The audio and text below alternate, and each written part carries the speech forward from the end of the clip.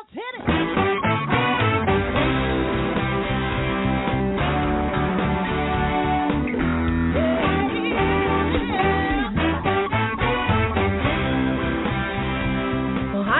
And welcome to Alzheimer Speaks Radio. I'm your host, Lori LeBay, and I'm so excited that you're joining us today. We are going to have a fascinating conversation as usual as we learn from people all around the world at all ages and stages of life. Stay tuned as we shift our dementia care from crisis to comfort. All right, here we go. What you think about,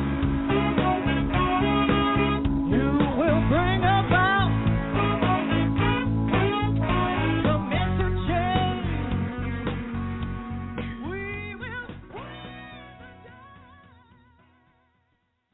Well, hi, everyone, and welcome back to Alzheimer Speaks Radio. I'm your host, Lori LeBay, and today we are going to be talking about, is it really possible to be a happy and healthy caregiver?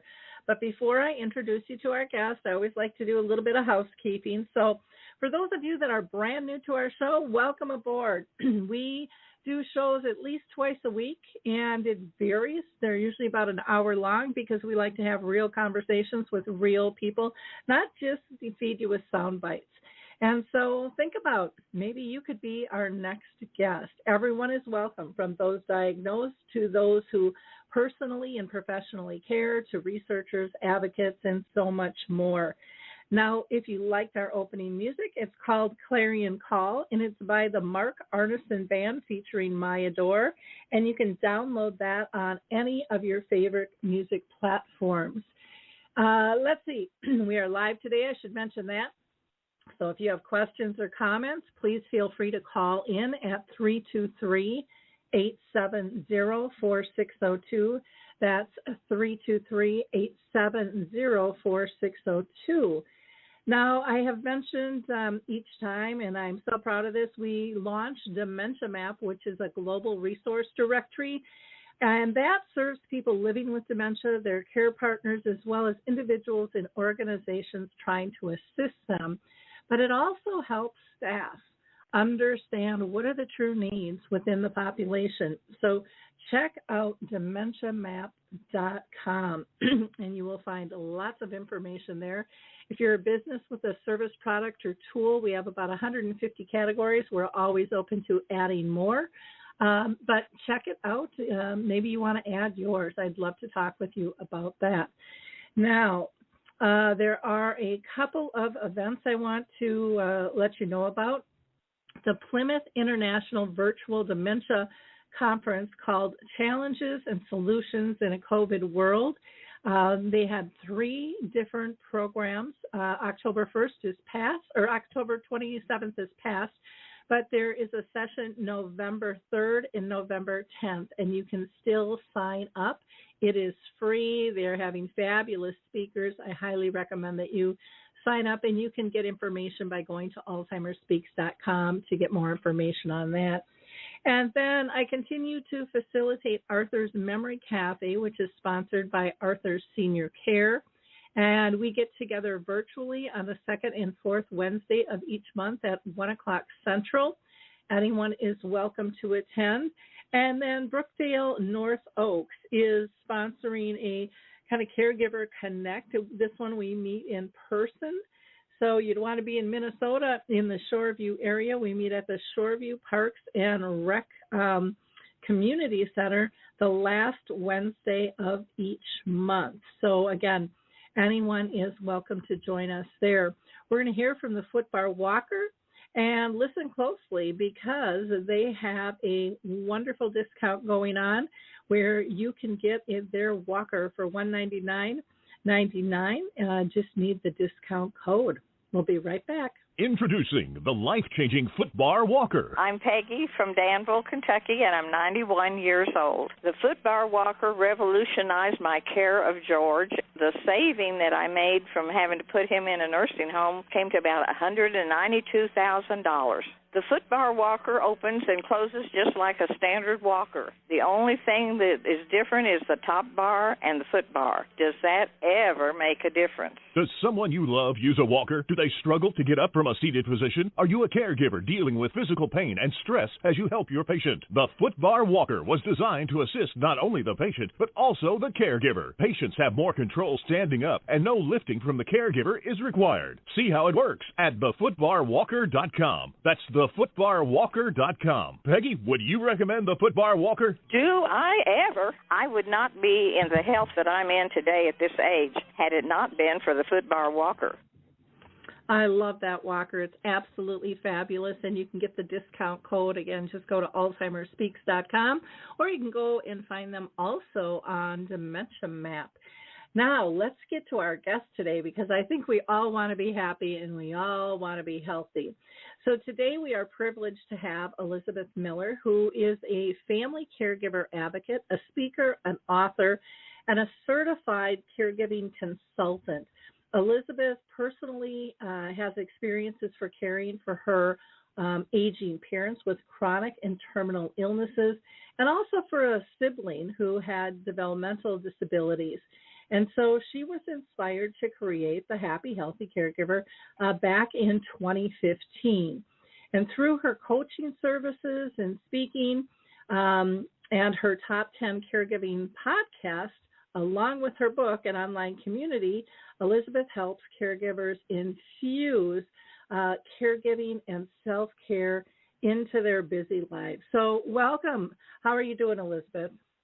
Thank you so much, Lori. Delighted to be here and kicking off National Family Caregivers Month with you. Yes, that's true. It is November 1st. I still wonder how we got to November. It just, everything seems the older I get, the faster the time goes. Just what my folks told me, but I never thought it would happen. I know. The days are long, the years are short, right? Exactly. Now, I always ask every one of my guests this question, and that is, have you personally been touched in your own family or circle of friends by dementia? Well, my mom in her last few months of life had some kind of a cognitive disorder happening there. We never got her diagnosed. She was on hospice, but I've got some taste of sundowning and some other things that I know is super common with people that are diagnosed with dementia. And then this past summer, I spent some time with my aunt, my dad's sister, who passed away sadly this summer, but beforehand, and she was diagnosed with progressive supranuclear palsy and frontal temporal dementia.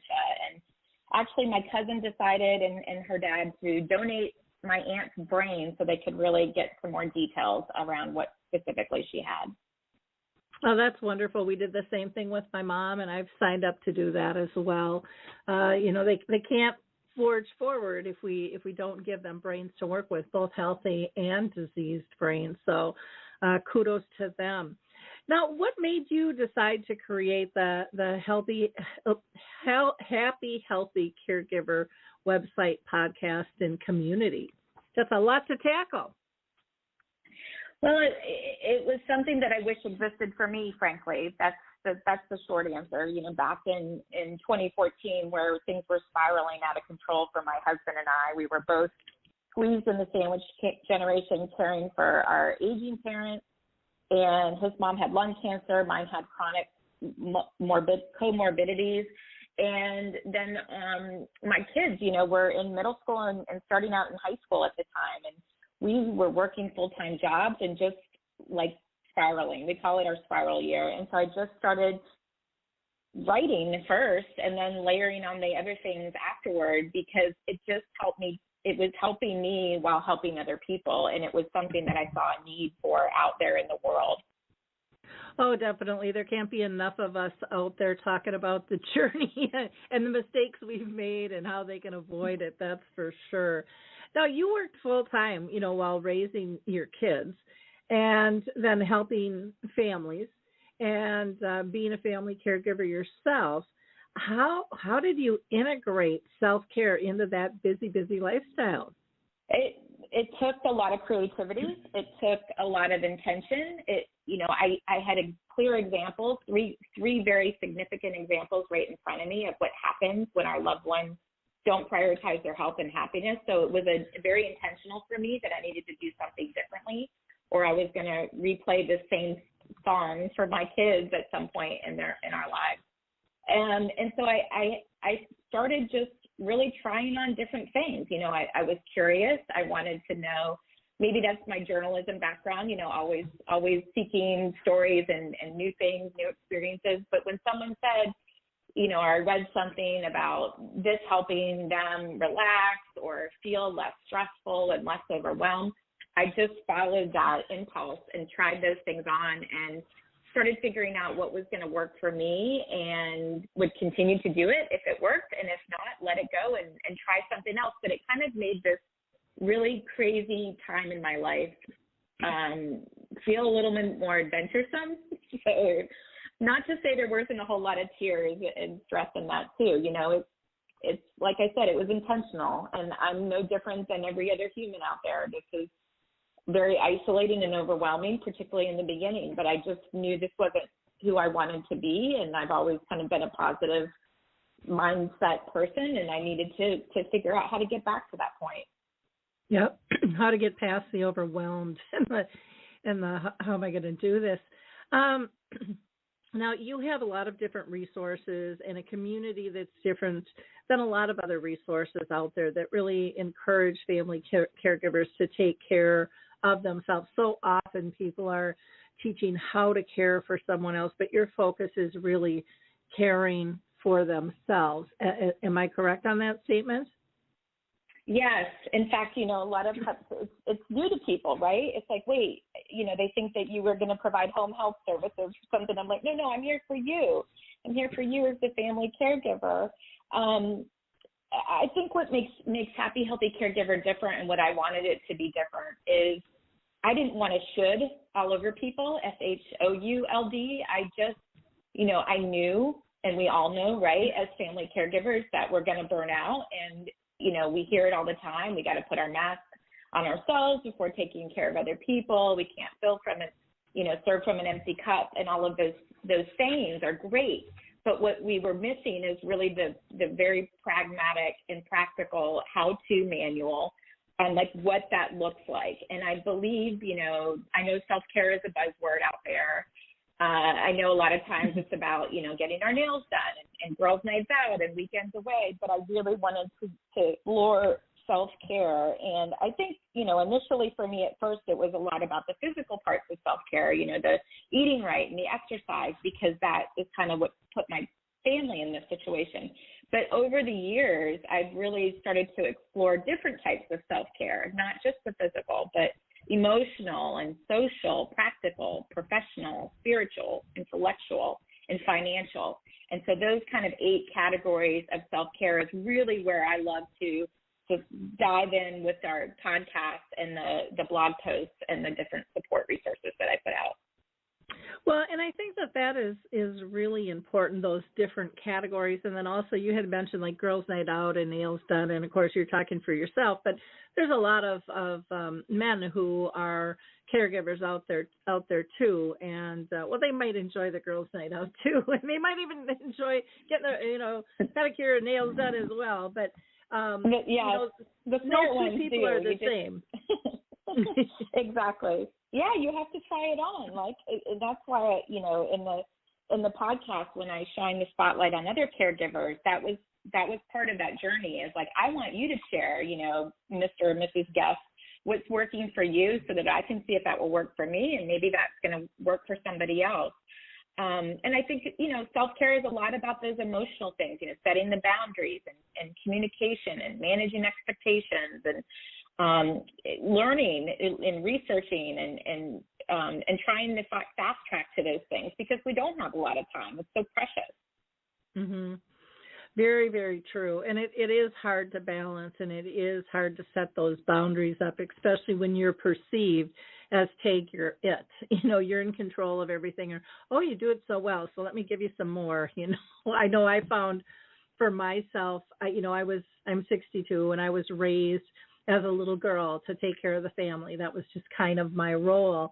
And then when you're good at it, then all of a sudden everybody's knocking on your door. Well, can you fix this? How about taking care of this? And, that's very different from caring for someone who's chronically ill. And I know I got burnt out because I kept taking those types of things on. And then I finally learned, nope, that's not my life. That's not my issue to have to fix or give comfort to. I can give comfort, but, I ended up coming up with a rule that I'm not going to put more into somebody else's life than they are when it came to those fix-it type things. They're going to drop it off and go have, drop it off, go have fun, and then I'm writing a check or making a zillion calls trying to dig out of the hole for them, and then I'd get that fixed, and then there was another issue, and it was like, oh, this is a never-ending pit, and yet I really wanted to care for both of my parents.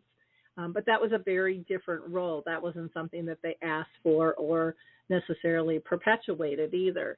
It was a health and wellness type deal.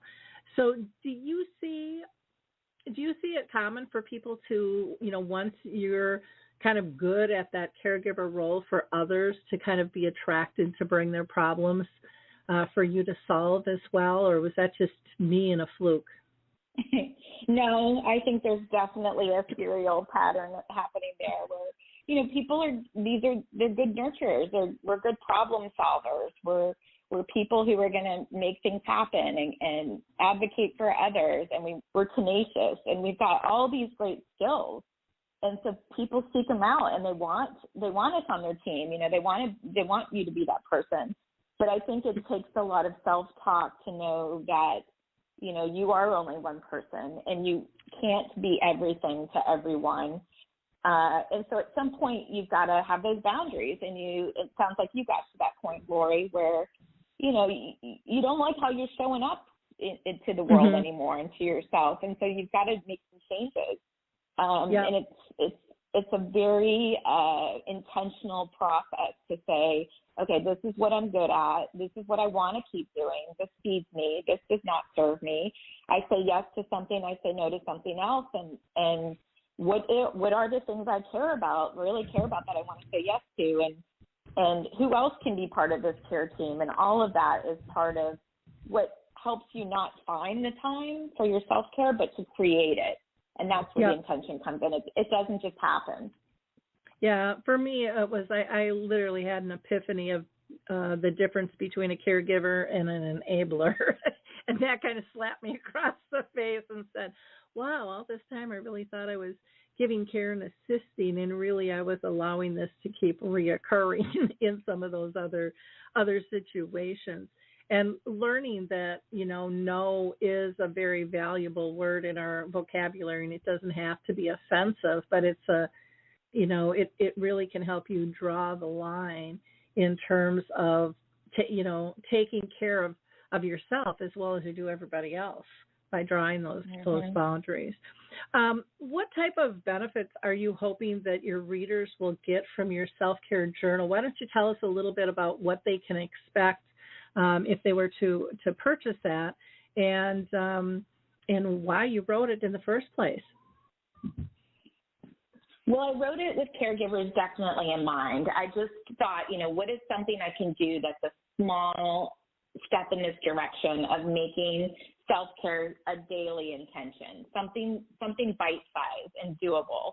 And so the Just For You Daily Self-Care Journal resulted from that. It's not just for family caregivers, but it's definitely written with them in mind, because I find that, as caregivers, a lot of us lose ourselves and we forget, what brings us joy. What do we like to do? Where do we dream of going and happening to us in the future? And I want to put that back on the agenda in a small way. And so there's daily prompts. There's 365 daily prompts that people can go in and they can write, a single word, a bulleted list, a paragraph. You can, of course, I skip days. I'm human, because, you don't feel like journaling every day. That's okay. It'll be there for you next year, if you want to kind of continue on with it. What I love, kind of what unintentionally happened, is that when it is, somewhat filled out and completed, that it leaves a legacy behind, of really who you were as a person and who you are as a person and what's important to you. Well, I totally agree. And I think, I think journaling, sometimes people go, oh, I can't do that. But like you said, it can be a word, it can be a sentence, it can be all kinds of things. It could be even a sketch, I suppose, or a poem. It doesn't have to be big and take a lot of time and be well thought out. It's just, to me, and maybe this isn't your intent, so please correct me, but to me, it's the ability to get it out of my body, and I find a peacefulness in that. Mm-hmm. Yeah, I mean, writing has been a part of how I process everything. So, but it can be intimidating for people, and I don't want it to be intimidating, and I want it to be fun. And so there are like designs you can color as well, and then in between the months, there's what I call monthly fun pages where they have different activities.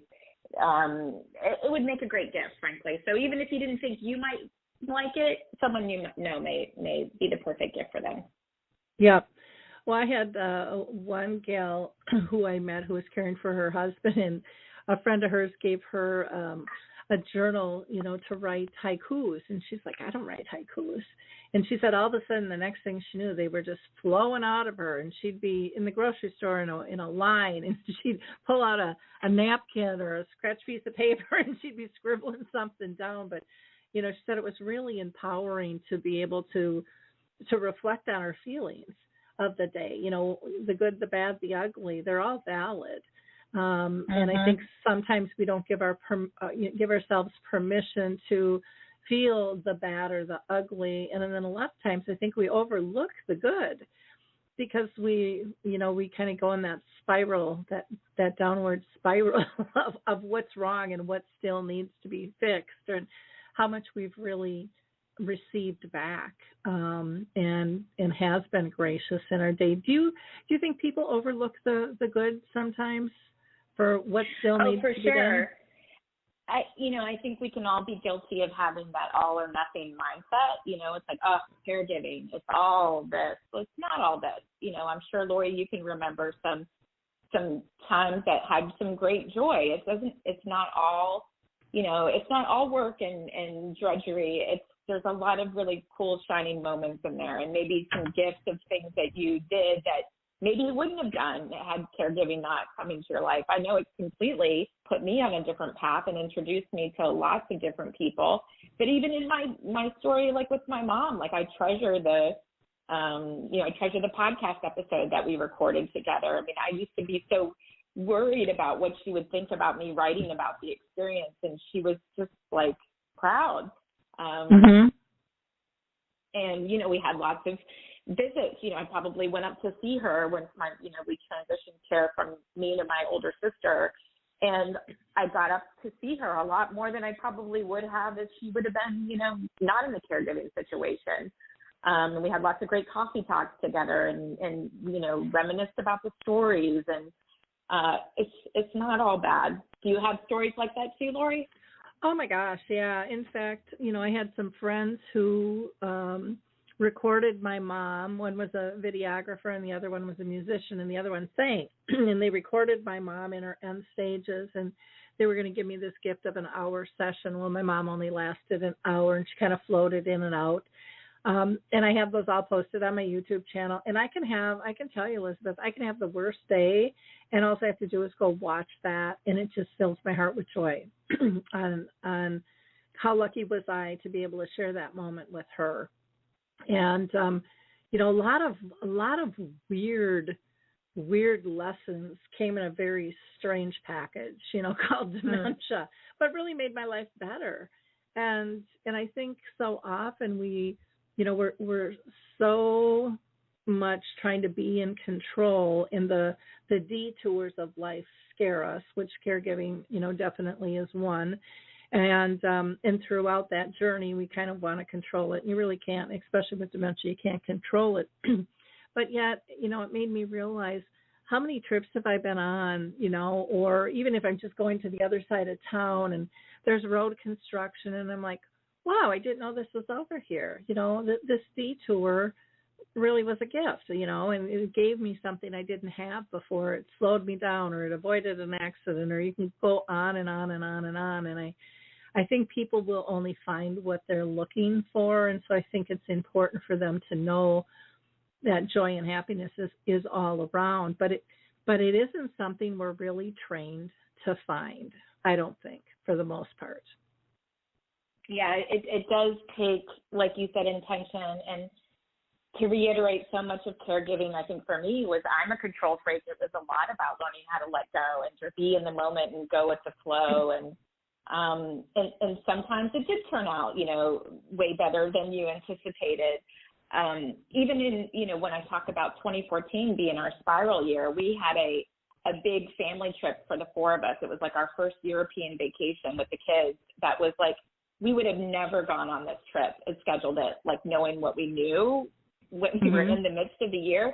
It was such a gift because while we weren't actively caregiving, we had 10 days completely removed from our lives, and it made us appreciate like every single moment of just being able to eat your meal uninterrupted and, just be together and appreciate being together. And I think maybe that would have been lost potentially.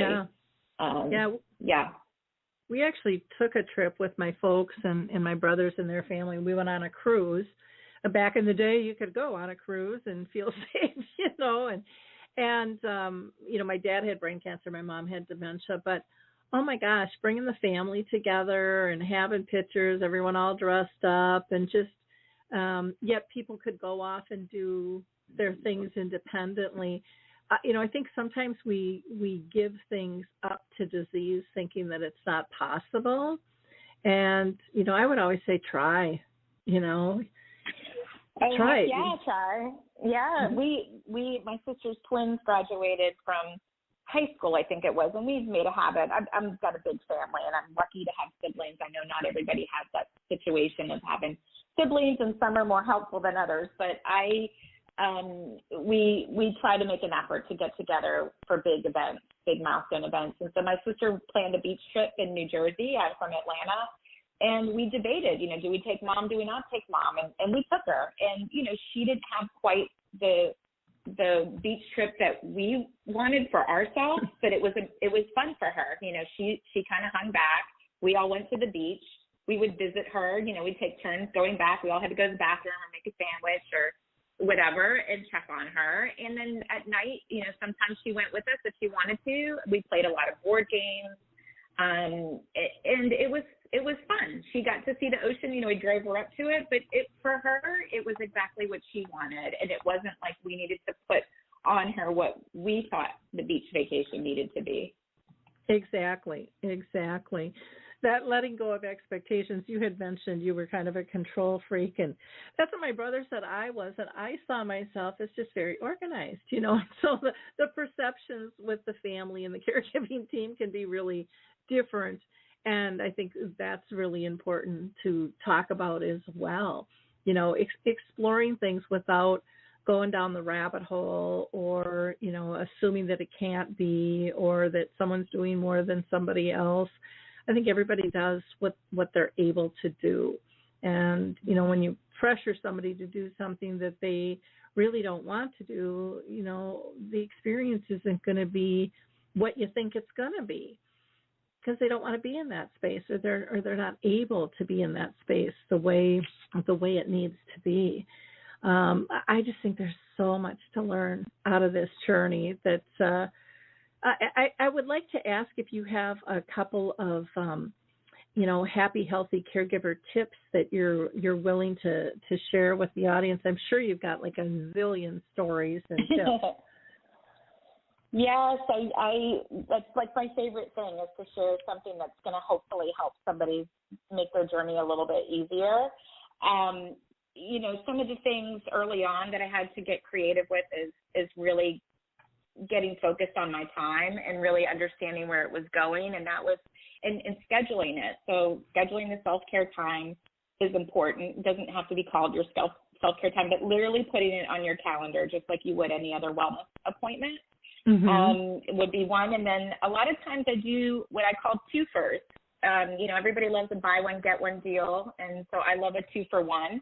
And so some examples of those might be, I want to spend time with my husband and nurture our relationship, or my girlfriends were missing me, during the early times when I was maxed out. And so I would say, okay, well, I really need to get outside and take a walk. Let me combine these things. And so walk with my husband, walk with my girlfriend, or like that intellectual self-care. Like, look, I really need to get a handle on what I'm doing here with caregiving, or starting a blog or a podcast. What can I do there? Well, I already have to drive to work, or drive to this errand, or this, or be, while my kids are at a practice. Let me let me listen to a podcast while I'm doing that, or listen to an audiobook. So I felt like almost like a little game there of trying to find some really, really good twofers, and then scheduling the time is key, because it doesn't just happen. You've got to really carve it out. Yep. Yeah. Well, and I like that combination, because again, it's stepping out of, well, this is how I usually do it. And it's saying, well, there are other ways to get this all squeezed in together, and still be a comfortable journey. And, one of my phrases that drives me crazy is, well, we've always done it like this, and it's like, well, that doesn't mean that it's the best way, or, that sounds boring. Yeah. Let's switch it up. Let's try something new, and maybe it'll be even better than before, and but I also think, just finding support before you need it too, like to kind of we hit on physical self-care tip, maybe a social self-care tip would be, really connecting with, and it doesn't have to be a traditional caregiving group. It could be whatever you're interested in. If you're a cyclist, you like to read books, you're a knitter, you're a golfer, like just find your people and continue to kind of show up with that group, so that you have a support group that's there for you when you just need to kind of remove yourself from that situation, and have some people who know you that are going to get it. And I think sometimes people wait too long to set that up. And it's important. It's important that we have that. Yeah, I pushed all of that away. I pushed the formal support groups for dementia away, going, I really have a lot of information.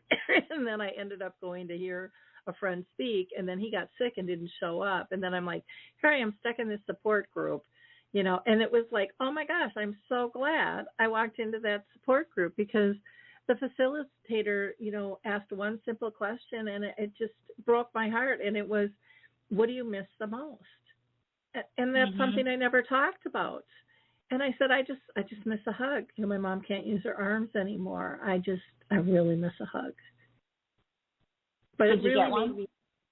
Well, yeah, I got a lot of them in the support group. Perfect. But it was, but it also made me realize that there were other ways I could touch her to fill that need. I could, I can still hug her, even though I'm not getting that necessarily that squeeze back.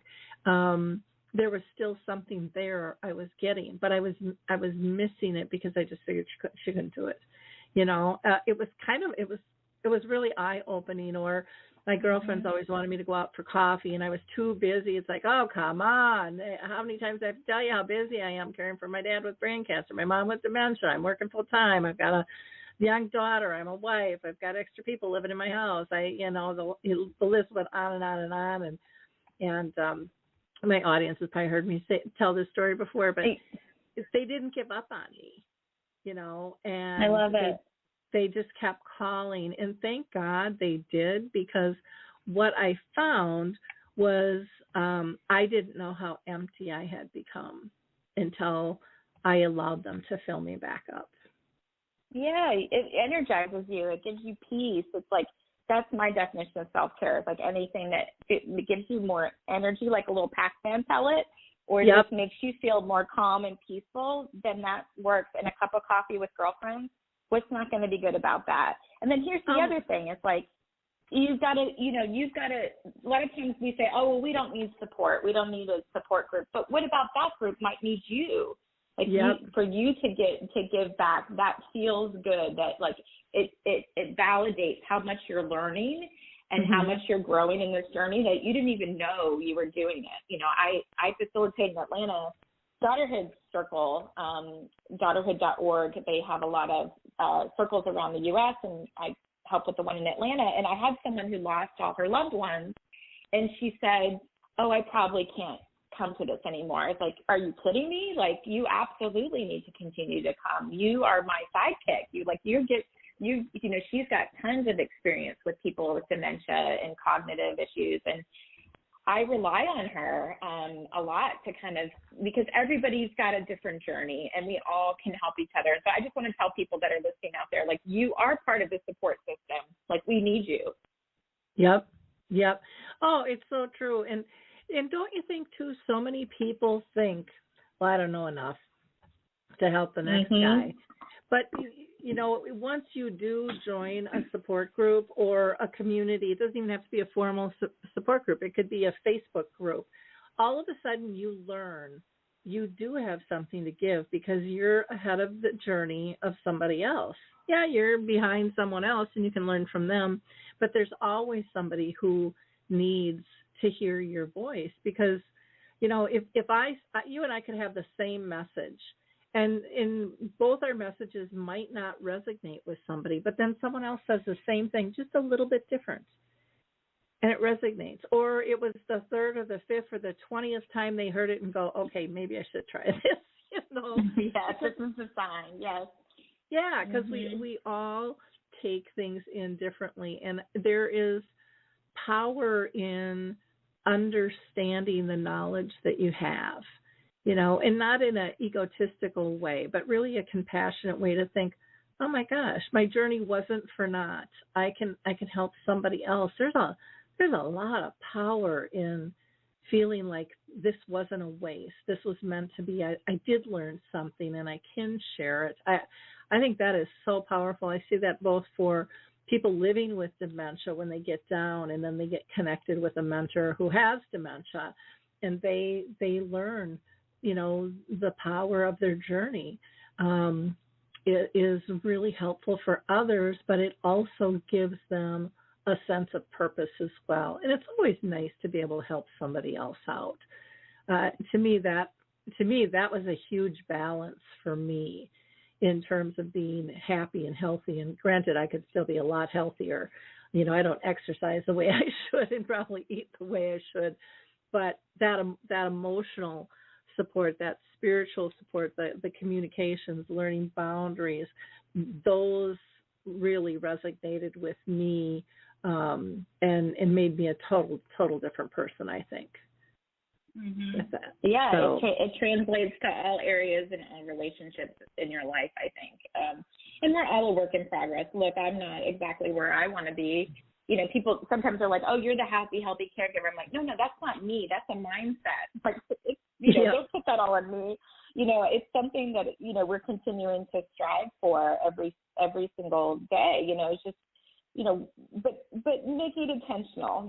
I've had a fun football season here, World Series with the Braves, like my kids in town. It's been a lot of fun, but at some point you just kind of like you go back to those good habits that serve you. And I know over time, like what I need in my life in order to protect my immunity and just feel better, and just keep going back to those baby steps.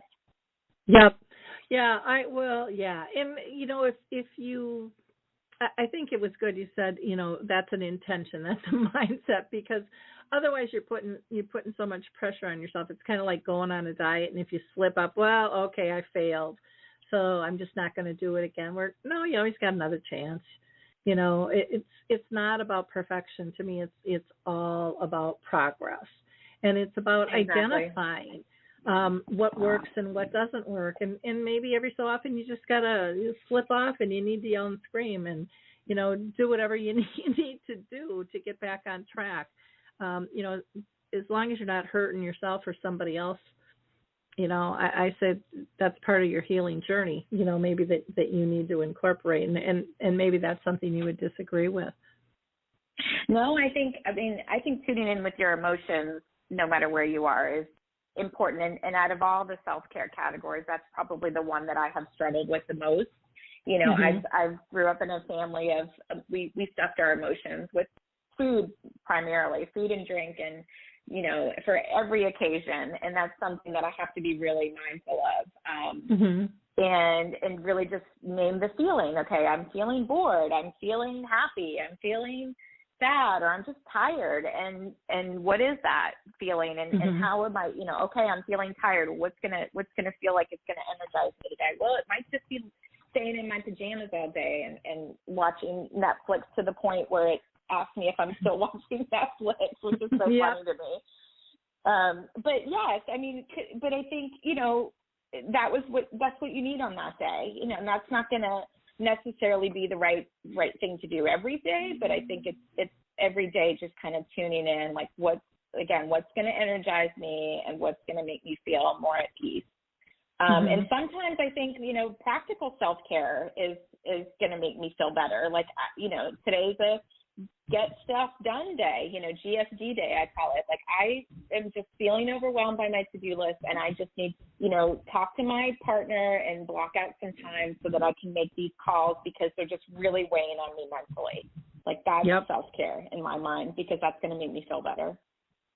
Well, and would you include, because I would include this, you know, I have my schedule for, you know, who I'm taking care of, and, you know, they're going to eat breakfast, and we're going to get dressed, we're going to do this, we're going to do that, and maybe they just need a day where they just want to stay in their pajamas too, and I know sometimes I would fight that and go, but yet it was okay for me to do that, and so then I'd wreck both of our days instead of just going with flexibility of, okay, they got the right to stay in their PJs too, or maybe have breakfast or lunch at a little bit different time, or just be out of routine. But I liked that routine for control, and I realized that I was causing myself more angst by not being flexible. Did you run across that for yourself or with others you talked to?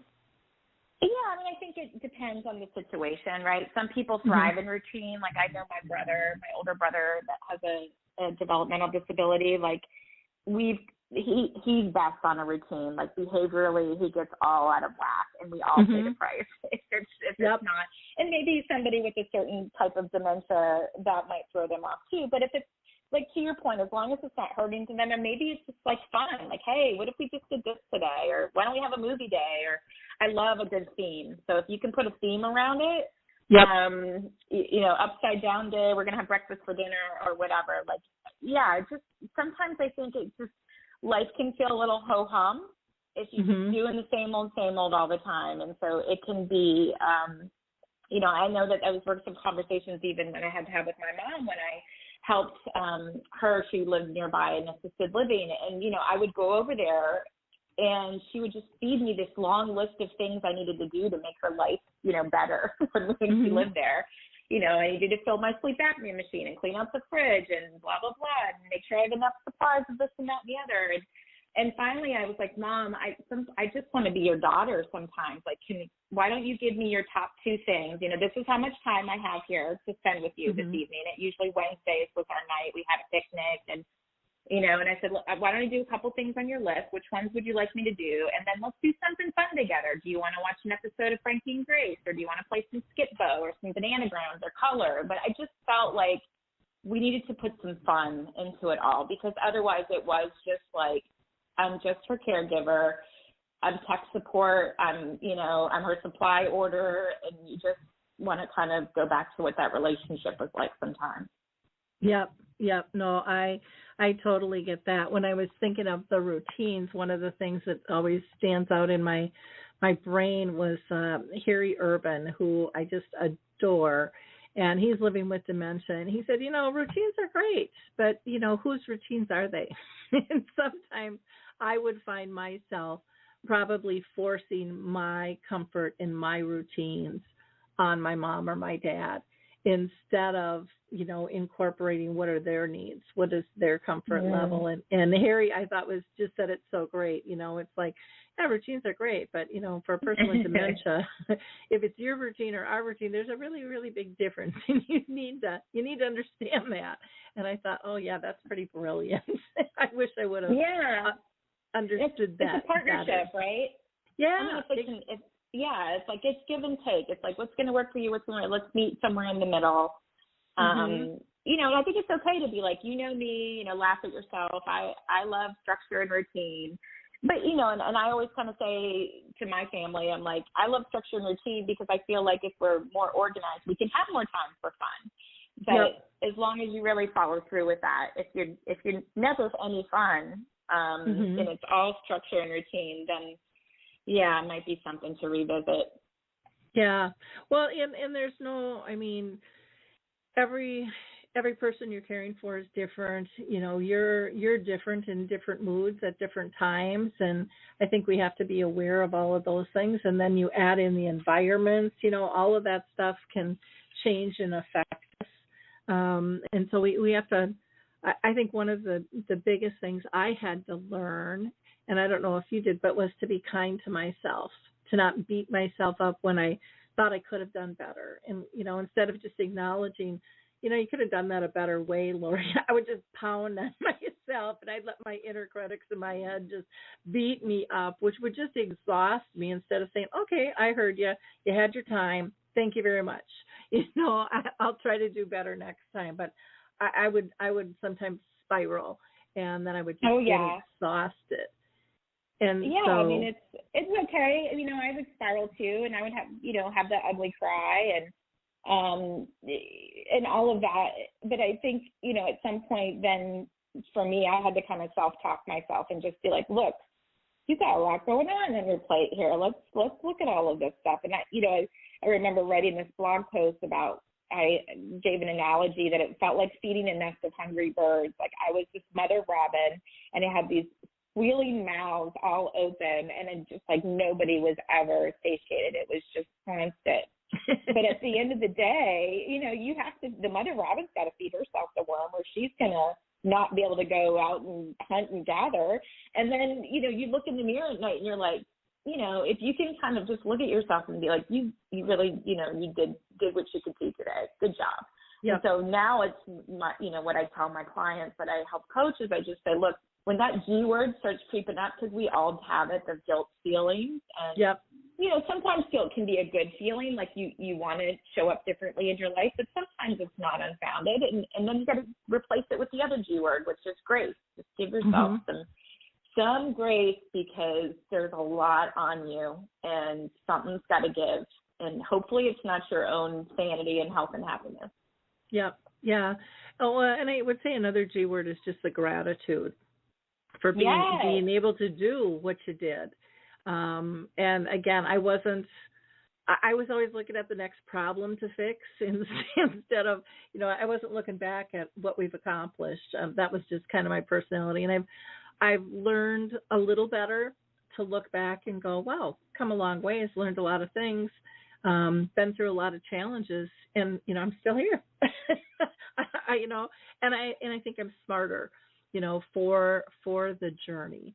But, you know, none of us were perfect before. And I roar because I know I did this, and my guess is you did too. And yet your expectation is you should be doing this perfect job, you know, and everything should fall in place. And it's like, you know, if you're honest, your life wasn't like that before. So why would you think now that you are, you know, caring for someone with a chronic illness or, you know, whatever it might be, why would you think that's going to change? And yet I think there's so much pressure that we put on ourselves for being perfect, and we know others are watching us and judging us in terms of how we're doing. And I don't think we talk about that much, about the pressure we feel from others who might not even be participating in the journey, but boy, they got an opinion, and they might not state it, but you caught that roll of the eyes, or, you know, whatever it was they were doing, you know, or saying to somebody else. Those things I think are really very, very real out there, and they affect us, but we don't discuss them a lot. I think, you know, this time of year in particular, there's a lot of pressure on us as the holidays start coming. You know, remove caregiving from the equation, and it's already a lot, you know, especially if you're juggling kids and work and you've got multiple things happening at the same time. And, you know, I think there's some real thought process that can go into like how to simplify the holidays for you. And I know you'd asked me for tips earlier, and I thought, well, maybe this will help somebody. It's just, what are some ways that, one way for us was that, I've got this family of 4, and, you think you have to keep doing all of these things because you've always done them. Back to, we said that earlier. Well, some people may not care 2 hoots about it. And so when I ask my family, like, hey, what's the one thing that you need to, that you definitely want to do over Christmas break or want to do over the Christmas holiday or Thanksgiving or whatever it is, you'd be surprised at what they'd say and what they don't say, It doesn't have to always be that way. One year we did the trip and we said, okay, we're not going to do gifts this year. We're going to, we're not going to have a big meal. We're not hosting anybody. We're just going to have Chinese food and we're going to watch movies all day. And we're going to, we're going to make a movie of our trip and we're going to watch that. And it's going to, it doesn't have to always be that one size fits all. We're going to exchange names, and you don't have to do all the shopping or the cooking.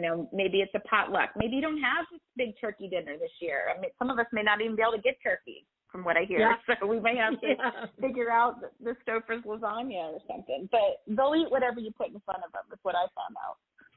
Yeah. Well, yeah, and, wouldn't it be nice, like we were talking offline about the pressure of you might not be able to get your gifts, and that's kind of in everyone's head. It's like, what if it was a gift of kindness? What if we just did, something special for somebody that really meant something that we knew would make a difference in their life? It's like, instead of getting a sweater that probably isn't going to fit, or they're going to put it in the ugly category, ugly sweater category, where we think it's just peachy, or having to return gifts. There's so much stress in the holiday season, and don't subscribe. Mm-hmm. Don't subscribe to the stress. Let's rethink it and try to do it differently. I'm definitely trying to continually find more joy in the holidays and less of to keep it merry and bright, as they say. Yep, exactly. Well, this time has just blown by. We've got about 8 minutes left. Do you have a story or two that you'd like to share with us about maybe yourself, or maybe it's someone who you've helped on your Happy and Healthy Caregiver role in terms of a life-changing moment or a light bulb moment? Oh, gosh. So many different things. I mean, I would love to just share some things that I wish people that I knew about. Like, I have been pleased to be involved with a group called No Barriers USA that they offer caregiver respite vacations for people. And I've been a retreat leader with them, and I'm a caregiver ambassador. And so I love, I've seen firsthand of how these weary caregivers come to these retreats, and we go through a process of the past, the present, and the future, and now how they just, before my eyes, find themselves again and leave, happy and healthy and uplifted. And then they have a rope team to kind of carry them on. So I think, that's been some amazing stories for me this past year. And then if I could, Lori, there's some events coming up for National Family Caregivers Month that I would love to just put out there. Is one of them is I'm doing a virtual cafe, I'm calling it, on November 11th at 11 a.m., where we're just going to have games and prizes. We're just going to have fun, and we're going to play some bingo and share some tips there. And then also through the organization that I got my Certified Caregiving Consultant accreditation through, the Caregivers Academy, we have an upcoming conference called the Caring Conference on November 12th.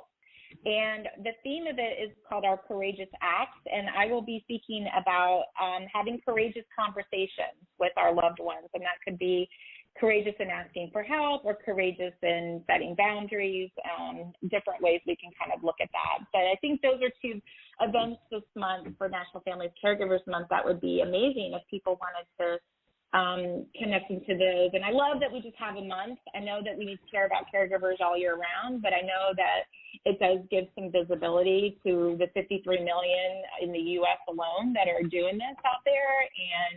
And the more we talk about it, the more we share about it, that is a form of advocacy, and that is how we get change in this world. Oh, I totally agree with you there. We can't lift enough voices because there are so many people that need to hear the journey and the hope and the survival, of this role, and very, very, very important stuff. Now, I don't know if you have your 2 events listed on Dementia Map, but I'd love to see those listed if you haven't put those in yet. Yes, I'm on the map. I'm on the Dementia Map, but I've got to get better about putting my events on there, Lori. I'm on it. Right after we hang up, I'm going to put them on there.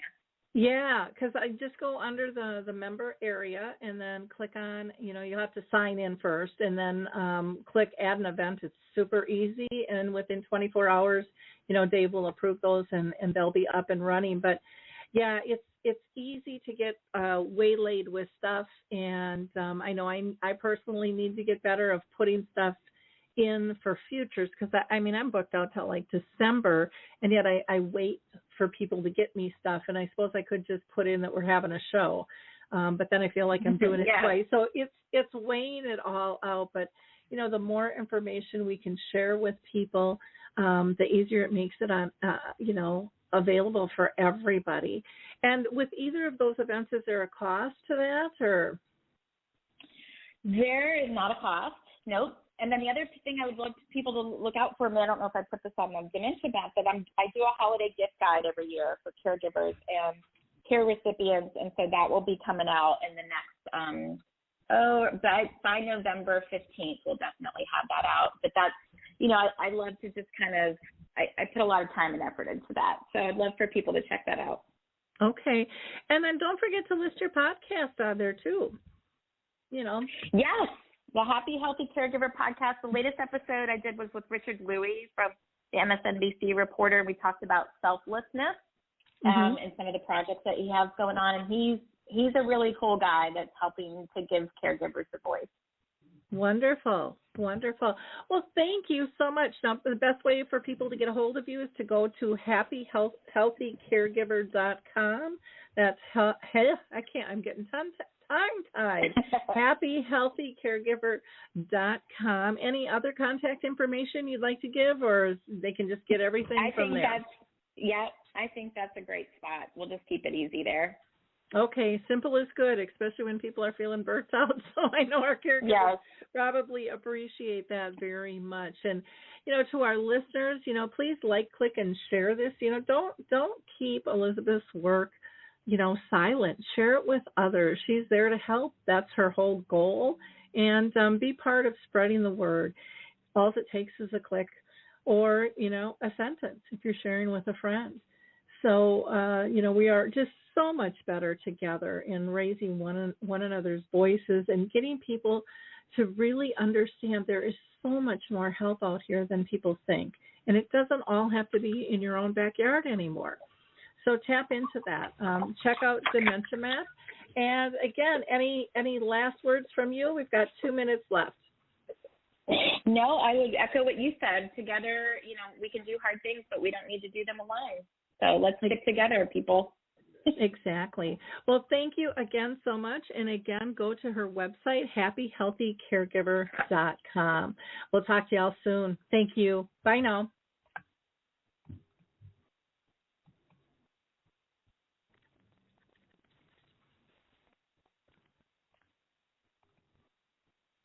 It's time to rethink, renew, and reimagine retirement.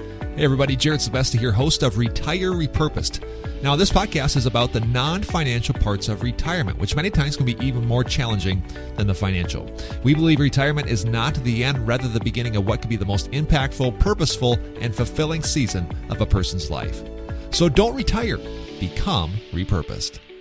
To listen now, search Retire Repurposed on your favorite podcast platform, Senior Resource, or Life Audio.